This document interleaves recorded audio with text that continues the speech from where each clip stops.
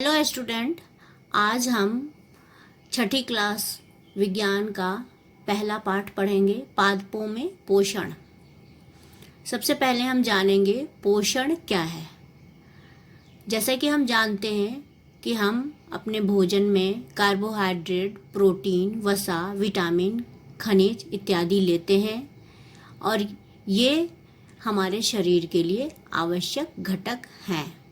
तो भोजन के ये घटक हमारे शरीर के लिए ज़रूरी हैं और इनसे हमें कार्य करने की ऊर्जा मिलती है। तो ये क्रिया कहलाती है पोषण। और ये सारे तत्व जो हैं जो हम लेते हैं भोजन में वो कहलाते हैं पोषक तत्व। अब है कि आखिर हमें भोजन की आवश्यकता क्यों है, भोजन लेना ज़रूरी क्यों है। भोजन लेना ज़रूरी इसलिए है ताकि हमें भोजन से ऊर्जा मिल सके और उस ऊर्जा को हम अपने शरीर के लिए इस्तेमाल कर सकें, विभिन्न कार्यों के लिए इस्तेमाल कर सकें, वृद्धि के लिए इस्तेमाल कर सकें, शरीर की टूट फूट की मरम्मत के लिए इस्तेमाल कर सकें। इस तरह से भोजन की आवश्यकता है। अब इसमें एक चीज़ ये है कि पादप स्वयं के लिए भोजन बना सकते हैं। पौधे जो हैं वो अपना भोजन खुद बनाते हैं, किंतु मानव और अन्य जंतु अपना भोजन नहीं बना सकते। पादपों में पोषण विधि। अब यह पादप अपना भोजन खुद कैसे बना पाते हैं। पादप अपना भोजन खुद इस प्रकार बना सकते हैं क्योंकि उनमें क्लोरोफिल होता है। हरे पौधे जो भी हैं वो अपना भोजन खुद बना सकते हैं। देखिए पादप में पोषण विधि में दिया है, केवल पादप ही ऐसे जीव हैं जो जल, कार्बन डाइऑक्साइड एवं खनिज की सहायता से अपना भोजन बना सकते हैं। पौधे जो भी हरे पौधे हैं वो अपना भोजन बनाते हैं और उसमें उनको जल की आवश्यकता है, कार्बन डाइऑक्साइड की आवश्यकता है, खनिज की आवश्यकता है और ये सारी चीज़ें उन्हें अपने परिवेश से मिल जाता है। यहाँ मैंने थोड़ा इसको हाईलाइट किया। देखिए, सजीवों द्वारा भोजन ग्रहण करने एवं इसके उपयोग की विधि को पोषण कहते हैं। इसको ये याद करने वाली चीज़ है, इसको आप याद कर लें। पोषण की वह विधि जिसमें जीव अपना भोजन स्वयं संश्लेषित करता है स्वपोषण कहलाता है। दो तरह की पोषण की विधियां हैं, स्वपोषण और विषम पोषण। स्वपोषण, स्व मतलब स्वयं, खुद, जो अपना खाना खुद बना ले तो वो स्वपोषी हो गया। चूँकि पौधों में क्लोरोफिल होता है, वो अपना खुद भोजन खुद बना सकते हैं, इसलिए वो स्वपोषी हो गए और इस क्रिया को स्वपोषण कहते हैं। अब इसमें है जंतु एवं अधिकतर अन्य जीव पादपों द्वारा संश्लेषित भोजन ग्रहण करते हैं, इन्हें विषम पोषी कहते हैं। जो भी जंतु हैं, एनिमल हैं और उसमें हम भी आते हैं, वो हम अपना खाना खुद नहीं बना सकते तो वो भोजन के लिए पौधों पर निर्भर करते हैं। हम भी निर्भर करते हैं, जानवर भी निर्भर करते हैं और कुछ ऐसे जानवर जो पौधे नहीं खाते हैं वो छोटे जानवरों को खाते हैं जो कि पौधे खाते हैं। तो इस तरह से हम सभी विषम पोषी में आते हैं। अब आगे है कि आखिर पादपों की खाद्य फैक्ट्रियां कहाँ स्थित हैं। जैसे खाना बनता है तो कहाँ बनता है पौधों में। क्या भोजन पादप के सभी भागों में निर्मित होता है। क्या पौधे के सारे अंग भोजन बनाने की क्रिया करते हैं। नहीं, पादपों में भोजन जो है वो पत्तों में बनता है। ये प्रकाश संश्लेषण की क्रिया जो है हरे पत्तों में होती है। अब है कि पादप अपने परिवेश से कच्ची सामग्री किस प्रकार लेते हैं, यानी उनको जल की आवश्यकता है, खनिज तत्व की आवश्यकता है, कार्बन डाइऑक्साइड की आवश्यकता है, तो वो कहाँ से उसको लेते हैं, इसको हम डिस्कस करेंगे। पत्तियां पादप की खाद्य फैक्ट्रियां हैं, अतः सभी कच्चे पदार्थ पत्तियों तक पहुंचने चाहिए। जब खाना पत्तियों में ही खाना बनता है तो वहां तक सारी चीज़ें पहुंचनी चाहिए। मृदा में उपस्थित जल एवं खनिज जड़ द्वारा अवशोषित किए जाते हैं। जो मिट्टी में जल है, खनिज है, वो सारे जड़ से, मिट्टी से जड़ लेता है और वहाँ से तने के माध्यम से पत्तों तक पहुँचाए जाते हैं। तो प्रकाश संश्लेषण के लिए जल और खनिज लवण तो पत्तों तक पहुंच गए, लेकिन अब वायुमंडल से कार्बन डाइऑक्साइड कैसे लेंगे? तो इसके लिए क्या होता है कि पत्तों की सतह पर छोटे छोटे छिद्र होते हैं और वो रंध्र या छिद्र कहते हैं उसको, वो वायु में उपस्थित कार्बन डाइऑक्साइड को लेते हैं। इसको थोड़ा सा आप ये देखिए, यहाँ लिखा है, यह रंध्र द्वार कोशिकाओं द्वारा घिरे होते हैं। ऐसे छिद्रों को रंध्र कहते हैं। रंध्र जो होता है उसके अगल बगल द्वार कोशिकाएं, जिसको इंग्लिश में गार्ड सेल भी बोलते हैं, तो वो उनसे घिरे होते हैं। दिन के समय में ये रंध्र खुलते हैं और कार्बन डाइऑक्साइड इससे अंदर जाता है। जल एवं खनिज वाहिकाओं द्वारा पत्तियों तक पहुंचाए जाते हैं। जैसे कि पहले बताया, जड़ जो है वो जल एवं खनिज जो है वो नलियां होती हैं, नली के समान की स्ट्रक्चर होती है। जैसे कि पाइप से पानी आता है ना आपके यहाँ, उसी तरीके से ये वाहिकाएं होती हैं नलियों की तरह से। जड़ वहाँ से पानी को और खनिज लवण को पत्तों तक पहुँचा देता है। और कार्बन डाइऑक्साइड जो है वो पत्तों में जो छोटे छोटे छिद्र होते हैं, रंध्र होते हैं, उससे फिर पत्तों तक पहुँच जाता है। अब पत्तियों में एक हरा वर्णक होता है जिसे क्लोरोफिल कहते हैं। आपको पता है कि सारा दारोमदार जो है वो क्लोरोफिल पे होता है। अगर पत्ते का रंग हरा नहीं है तो प्रकाश संश्लेषण की क्रिया नहीं होगी। क्लोरोफिल सूर्य के प्रकाश को ऊर्जा का संग्रहण करने में पत्ती की सहायता करता है। अब क्लोरोफिल क्या करता है? जो भी सूर्य का प्रकाश है उसकी एनर्जी को कैप्चर करता है, उसको संग्रहण करता है और पत्ती में इसकी मदद करता है, पत्ती को मदद करता है। अब एनर्जी भी मिल गई, ऊर्जा भी मिल गई। इस ऊर्जा का उपयोग जल एवं कार्बन डाइऑक्साइड से खाद्य संश्लेषण में होता है, क्योंकि खाद्य संश्लेषण सूर्य के प्रकाश की उपस्थिति में होता है। सूर्य का प्रकाश बहुत बड़ा कारक है। सूर्य के प्रकाश से जो एनर्जी लेता है पौधा, उसी से प्रकाश संश्लेषण की क्रिया होती है। चूंकि ये सूर्य के प्रकाश की उपस्थिति में होती है, इसीलिए इसको प्रकाश संश्लेषण कहते हैं। प्रकाश शब्द जो है वो सूर्य के प्रकाश के लिए यहाँ इस्तेमाल किया गया है। हमने देखा कि क्लोरोफिल, सूर्य का प्रकाश, कार्बन डाइऑक्साइड और जल प्रकाश संश्लेषण के लिए आवश्यक है। देखिए एक बार फिर से क्या क्या आवश्यक है। एक तो क्लोरोफिल होना चाहिए, यानी पत्तियां हरी होनी चाहिए, हरे पौधे होने चाहिए। सूर्य का प्रकाश होना चाहिए, कार्बन डाइऑक्साइड होना चाहिए, जल होना चाहिए। ये सारी चीज़ें प्रकाश संश्लेषण के लिए आवश्यक है। पत्तियों द्वारा सौर ऊर्जा ग्रहण की जाती है, संग्रहित की जाती है तथा पादपों में खाद्य के रूप में संचित हो जाती हैं। पौधे जो हैं वो सोलर एनर्जी यानी सौर ऊर्जा को लेते हैं और फिर ये प्रकाश संश्लेषण की क्रिया होती है और भोजन बनता है। इसमें एक इम्पॉर्टेंट लाइन है, सभी जीवों के लिए सूर्य ऊर्जा का चरम स्रोत है। ये क्वेश्चन भी आता है कि सब ये बताएं सही है या गलत, सूर्य जीवों के लिए सूर्य ऊर्जा का चरम स्रोत है या परम स्रोत है, इस तरह से आता है। तो हाँ, सबके सारे जीवों को एनर्जी जो है, ऊर्जा जो है वो सूर्य से मिलती है।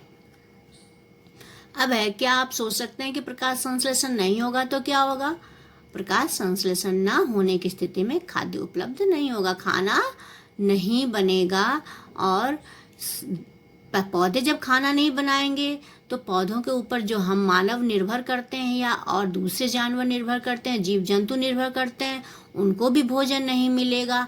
और इस तरह से प्रकाश संश्लेषण की अनुपस्थिति में पृथ्वी पर जीवन की कल्पना असंभव है। हम जीवन की कल्पना कर ही नहीं सकते।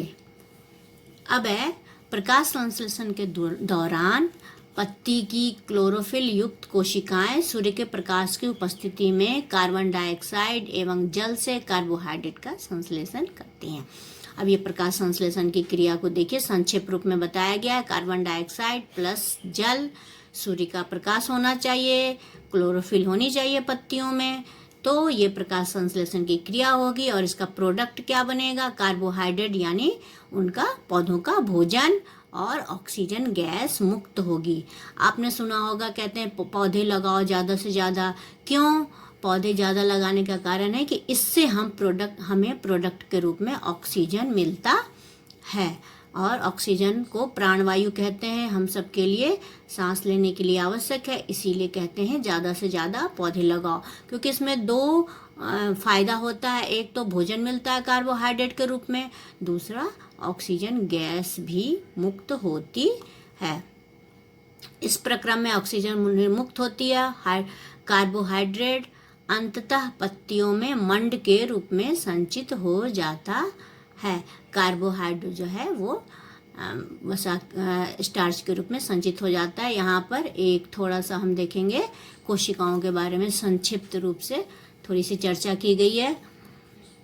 आपने देखा इमारतें ईंटों से बनी होती हैं, इसी प्रकार सजीवों का शरीर सूक्ष्म इकाइयों द्वारा बनती है, जिसको कोशिका कहते हैं। सबसे छोटी यूनिट, छोटी इकाई जो है वो कोशिका है। इसको सूक्ष्मदर्शी से देखा जा सकता है। कोशिका जो है वो एक पतली झिल्ली से घिरी होती है, जिसको कोशिका झिल्ली कहते हैं।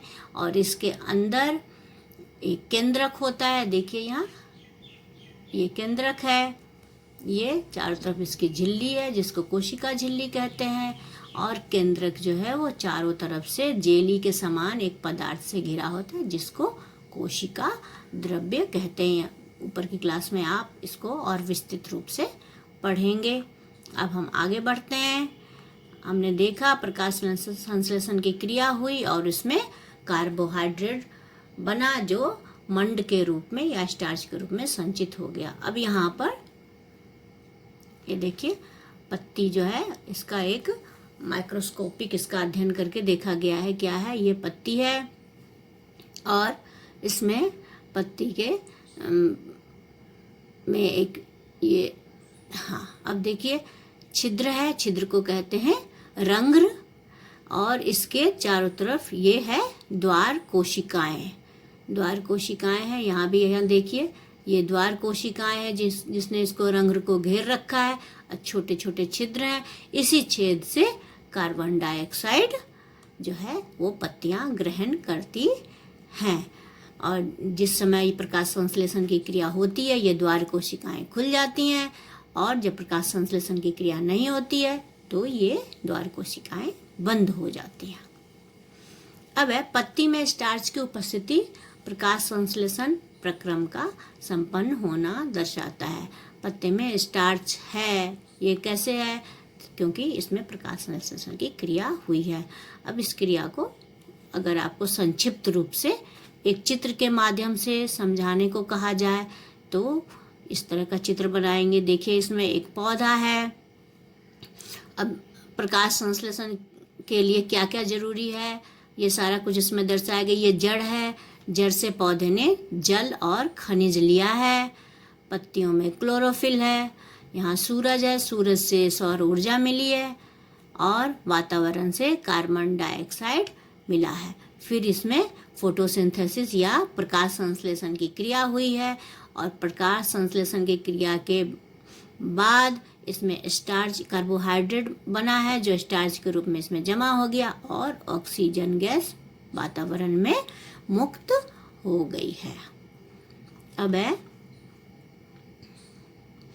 एक चीज और इसमें दिया है कि हम बार बार पत्तों का ही नाम लेते हैं, लेकिन पत्तियों के अतिरिक्त पादप के दूसरे हरे भाग जैसे कि हरे तने, हरी शाखाएं, इनमें भी प्रकाश संश्लेषण की क्रिया होती है। दूसरी चीज है मरुस्थलीय पादपों में वाष्पोत्सर्जन द्वारा जल क्षय को कम करने के लिए पत्तियां सल्क अथवा शूल रूपी हो जाते हैं। आपने देखा होगा जो भी मरुस्थल के प्लांट हैं जैसे कि कैक्टस है, उनमें क्या होता है, जो दिन के समय धूप होती है और वाष्पोत्सर्जन की क्रिया होती है, तो उसमें क्या होता है कि मरुस्थल में पानी ज़्यादा ना निकल जाए, इसीलिए उसकी पत्तियां जो कांटों के रूप में बदल जाती है, और इनके जो तने होते हैं वो हरे होते हैं, और ये हरे तने ही प्रकाश संश्लेषण का कार्य करते हैं। अब आइए शैवाल की थोड़ी सी जानकारी दी गई है। शैवाल, आपने तालाबों या ठहरे हुए जलों में हरे रंग की काई जैसी चीज़ देखी होगी जिसको कहते हैं शैवाल। अब ये है कि शैवाल का रंग हरा क्यों होता है। ये क्वेश्चन है कि इनका रंग हरा क्यों होता है। हरा इसलिए होता है क्योंकि इनमें भी क्लोरोफिल पाए जाते हैं और क्लोरोफिल के कारण ये अपना भोजन भी खुद बना लेते हैं प्रकाश संश्लेषण के द्वारा। अब है पादपों में कार्बोहाइड्रेट के अतिरिक्त अन्य खाद्यों का संश्लेषण। कार्बोहाइड्रेट तो बनता ही बनता, लेकिन इसके अलावा भी जैसे कि प्रोटीन भी बनता है। तो प्रोटीन के लिए क्या ज़रूरत है, कैसे बनता है, उसको थोड़ा देखेंगे हम।